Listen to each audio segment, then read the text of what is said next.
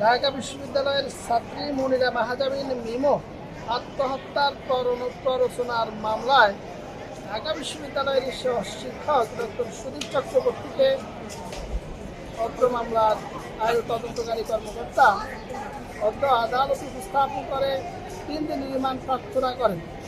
আমরা এই আসামির রিমান্ডের সপক্ষে আমাদের যুক্তি উপস্থাপন করে বলি যে এই আসামির সাথে আজকের যে ভিকটিম মনিরা মাহাজাবিন মিমো তার সাথে একটা পার্সোনাল রিলেশন ছিল এবং তিনি যেদিন সুইসাইড করেছেন সেই দিন রাত 1টায় হোয়াটসঅ্যাপের ভিডিও কলে এই আজকের আসামির সাথে ভিকটিমের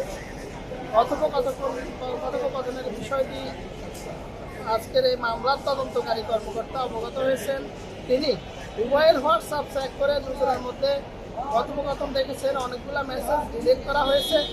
এই মামলার সত্য উদ্ঘাটনের জন্য, এই মামলার প্রকৃত রহস্য উদ্ঘাটনের জন্য এবং ন্যায় বিচার নিশ্চিত করার জন্য মামলার তদন্তকারী কর্মকর্তাকে এই আসামিকে 3 দিনের রিমান্ড প্রার্থনা করার জন্য আমরা বিজ্ঞ আদালতে করি।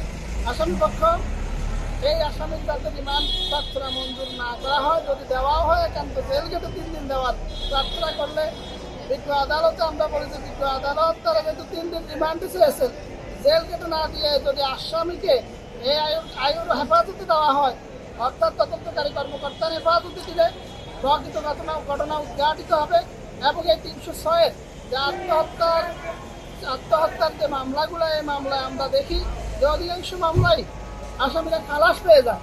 এই মামলায় যদি আসামিকে রিমান্ডে নেওয়া হয় তাহলে মামলার সত্য উদ্ঘাটিত হবে এবং ন্যায় বিচার নিশ্চিত হবে।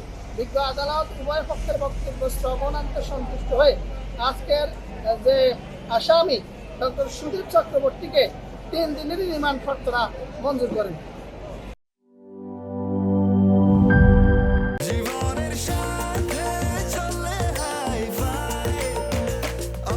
স্বাস্থ্যকর অল টাইম, সব সময় অল টাইম হেলদি লাইফ।